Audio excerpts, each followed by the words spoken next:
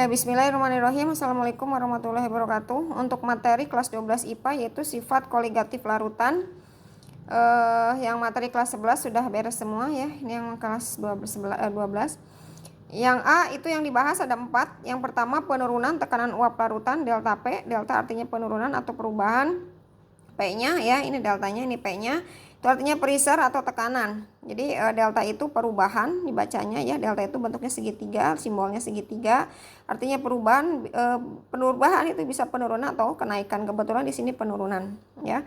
Kemudian yang kedua kenaikan titik didih larutan delta TB. B-nya ini dari kata boiling atau mendidih ya. Nanti kita bahas lebih lanjut. Yang ketiga C penurunan titik beku larutan delta TF. F-nya frozen ya.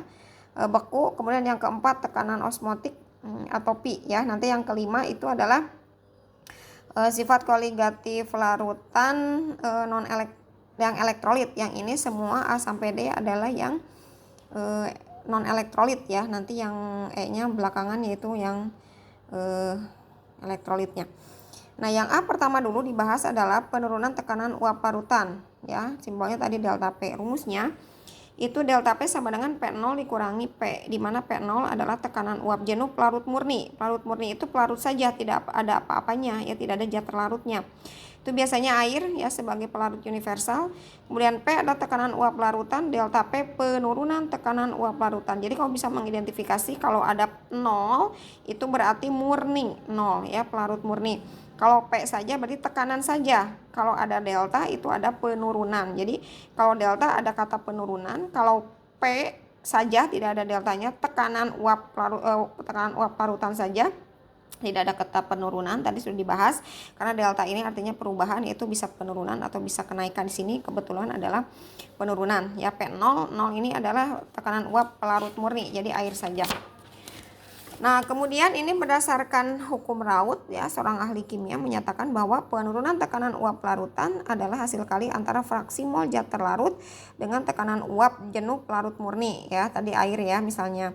Sedangkan tekanan uap larutan adalah hasil kali antara fraksi mol zat pelarut dengan tekanan uap larut murni. Tadi bisa air ya, pelarut murni itu bisa benzena, bisa kloroform, bisa alkohol, bisa bensin dan seterusnya. Tapi yang sering digunakan adalah air sebagai pelarut universal karena harganya selain murah meriah juga mudah didapatkan. Kemudian secara matematis dari pernyataan Raoult ini adalah kalau dijabarkan secara matematik itu P sama dengan XB kali P0, ini kali ya, dot. Kemudian delta P sama dengan XA kali P0. Ya, cara menghafalkan rumusnya gampang ini. Kalau takut ketuker P itu XA atau XB gitu ya. Deltanya aja tinggal lihat. Delta ini sama A mirip ya. Jadi delta itu segitiga itu mirip dengan A. Jadi delta P XA kali P0. Dimana XA tambah XB sama dengan 1. Kalau kita cari XA berarti 1 min XB. XB sama dengan 1 min XA. Kebalikannya. XB adalah fraksi mol zat pelarut. Tadi pelarutnya bisa air ya, bisa kloroform, bisa bensin, benzena, alkohol dan seterusnya. XA itu fraksi mol zat terlarut. Ya, terlarutnya bisa garam, gula, urea, glukosa dan sebagainya. Kemudian dari penurunan XA dan XB kita turunkan. Jadi XA sama dengan mol A dibagi mol A ditambah mol B. XB sama dengan mol B dibagi mol B ditambah mol A. Di mana mol sendiri rumusnya gram per mr. Jadi ini adalah rumus yang saling berikatan.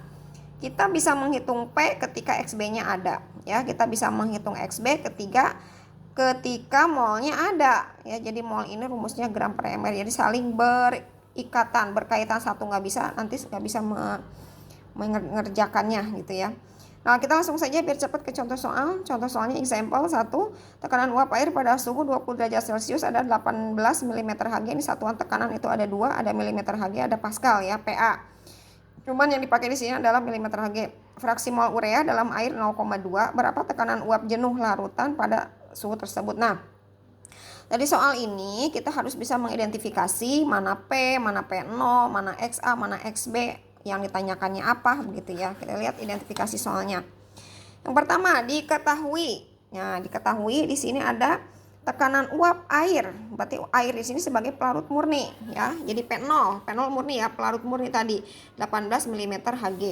Nah, kemudian balik lagi ke sini pada suhu 20 derajat Celcius. Ini suhu tidak berpengaruh, hanya menandakan bahwa sistem ini dilakukan pada suhu 20 derajat Celcius, tidak berpengaruh terhadap perhitungan karena di perhitungan kita tidak memerlukan adanya suhu. Kemudian fraksi mol urea. Nah, fraksi mol urea itu adalah sebagai zat terlarut. Kalau terlarut berarti dia XA ya, fraksi mol zat terlarut. Terlarut di sini adalah urea, contohnya berarti XA. XA-nya berapa? 0,2. Kemudian berapa tekanan uap? Nah, ditanyakannya tekanan uap, tidak ada kata penurunan, berarti P ditanyakannya. Kalau ada penurunan berarti pakai delta P ya. Tanyakannya tekanan uap jenuh larutan pada suhu tersebut. Nah, berarti tanyakannya P saja. Tuh ya. Kita masukkan jawab, P-nya sama dengan XB dikali P0. Ya, XB ditambah XA sama dengan 1. Kita pakai rumus ini aja. XB-nya kan nggak ada ya, tapi ada XA, pakai rumus yang itu. Nah, yang ini XB sama dengan 1 min XA, karena XA-nya ada kita masukkan. 1 min XA, XB-nya 1 min 0,2 nih, XA-nya 0,2 ya. XA-nya 0,2 berarti 1 dikurangi 0,2 sama 0,8. Masukin lagi P sama dengan XB dikali P0. XB-nya ketemu dari sini 0,8, P0-nya ketemu dari sini, dari soal diketahui 18. Jadi tinggal dikalikan 0,8 kali 18 adalah 14,4 mm Hg ya, P-nya ketemu. Jadi bisa mengidentifikasi mana P, mana P0 dan mana delta P. Kemudian yang kedua, tekanan uap jenuh air pada suhu 100 derajat Celcius adalah 760 mm Hg. Berapakah tekanan uap jenuh larutan glukosa? Glukosa itu rumusnya C6H12O6 20% pada suhu 100 derajat Celcius tersebut ya. Di sini diketahui ARC12, ARH1, ARO sama dengan 16 ya. Kita lihat identifikasi soal dulu. Tekanan uap air, tekanan uap jenuh air. Nah, tekanan jenuh air. Air itu pelarut murni. Berarti dia P0 760 mm Hg. Suhu tidak berpengaruh seperti tadi ya.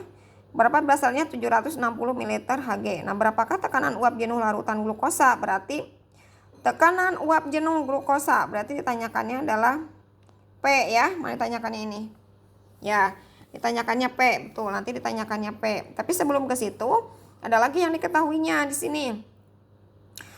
Glukosa C6H12O6 itu 20%. Glukosa itu berarti zat terlarut ya, 20%. Berarti air, jadi yang namanya larutan seperti biasa sudah Ibu jelaskan ada dua komponen, ada pelarut dan zat terlarut. Di sini pelarutnya air. Pelarutnya air. Glukosa itu zat terlarut. Di dalam larutan itu harus jumlahnya 100%. Ya, 100%.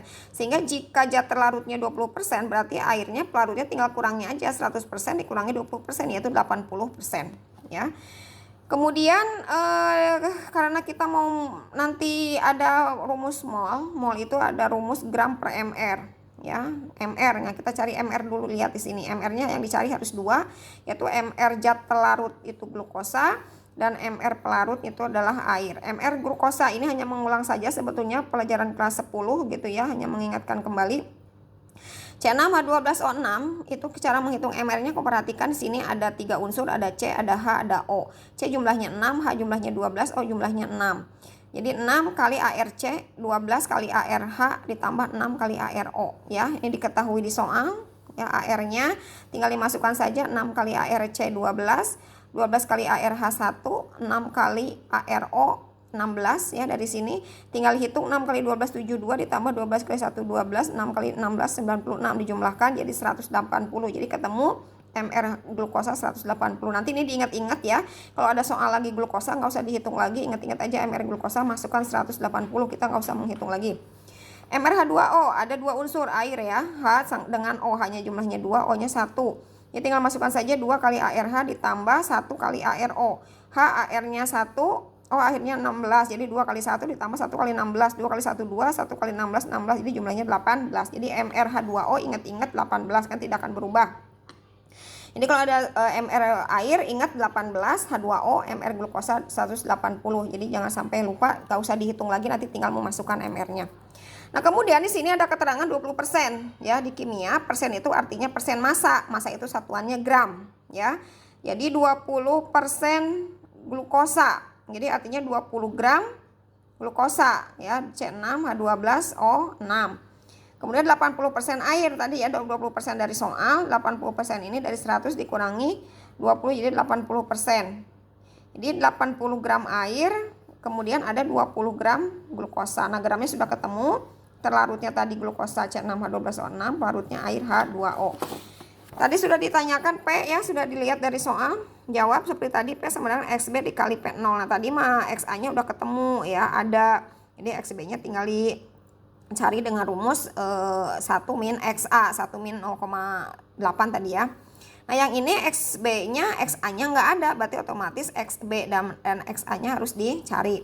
Kita cari XB dulu. XB sama dengan mol B dibagi mol B ditambah mol A. Ingat ya, B itu pelarut air, kemudian A itu glukosa. Molnya dijabarkan gram per mRB dibagi gram per mRB ditambah gram per mRA.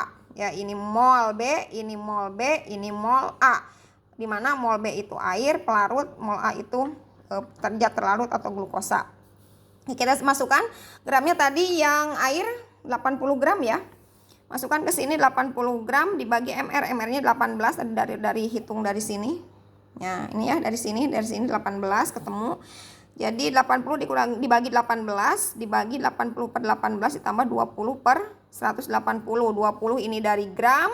Zat terlarut tadi glukosanya 20 gram, kemudian mR glukosa 180. Kita sederhanakan dibagi 2 semua. 80 dibagi 2 40, 18 bagi 2 adalah 9. Demikian juga sama, ini 80 dibagi 2 40 disederhanakan ya, 18 bagi 2 9. Ini 20 dibagi 20 dapat 1, 180 dibagi 20 dapat 9. Ya, dapat pernyataan begini. Langsung 40 per 9. Ini sama penyebutnya 99, tinggal dijumlahkan 40 tambah 1, 41 per 9. Kita tahu kalau pembagian pecahan itu dibalik, penyebut jadi pembilang, pembilang jadi penyebut. Jadi 40 per 9 dikali, dibalikan 9 jadi di atas 9 per 41. Ini 9-nya sama, coret-coret tinggal 40 per 41. 40 per 41 itu hasilnya 0,976 ya, ketemu. Ini XB-nya. Nah, kemudian kembali ke rumus di atas bahwa P sama dengan XB dikali P0. Iya ya, karena kita mencari P itu rumusnya XB dikali P0. Jadi kita butuhnya XB doang. Jadi nggak usah menghitung XA. Kecuali kalau XA-nya ada, tinggal nanti kayak tadi yang kayak nomor 1 dikurangi XA, XB-nya ketemu. Tapi ini karena XA-nya tidak ada, berarti otomatis XB-nya harus dihitung ya. XB-nya dihitung dari mol ini karena ada gram, ada mR, jadi pakai rumus yang ini. Kemudian kita masukkan P sama dengan XB kali P0. XB-nya tadi ketemu dari sini 0,976 kali 760 ya di soal ya. Yang mana tadi? Nah, yang ini ketemu P0-nya 760 ya. Tinggal dikalikan saja 0,976 kali 760 sama dengan ketemunya 741,76 mm Hg. Itu jawaban nomor 2. Nah, kemudian soal ini ada 2 soal ya, kalian kerjakan 2 soal tapi beranak yang untuk nomor 2-nya ya. Tapi jangan khawatir, ini sesuai dengan contoh soal ya, tidak akan melenceng dari contoh soal yang Ibu kasihkan gitu ya. Yang pertama, tekanan uap air pada suhu 30 derajat Celcius, tadi suhu tidak berpengaruh ya, jangan dimasukkan.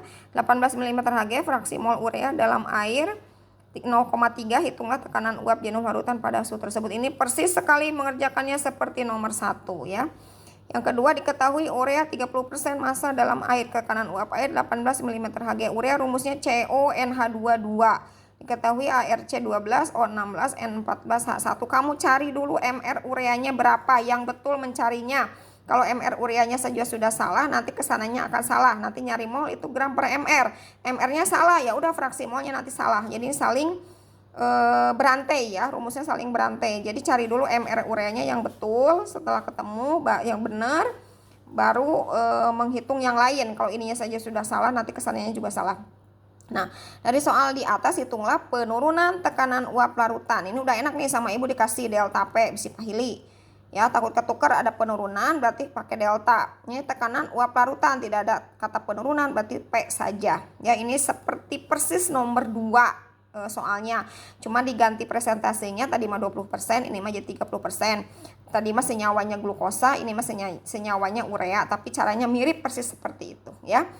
Ya demikian, silakan selamat belajar, dikerjakan yang betul. Kalau belum mengerti videonya diulang-ulang. Ini lumayan agak lama videonya ya. Udah emang bahasannya banyak, begitu gimana lagi gitu ya. Ya selamat belajar. Kalau tidak mengerti silakan tanya di grup saja ya. Terima kasih. Assalamualaikum warahmatullahi wabarakatuh.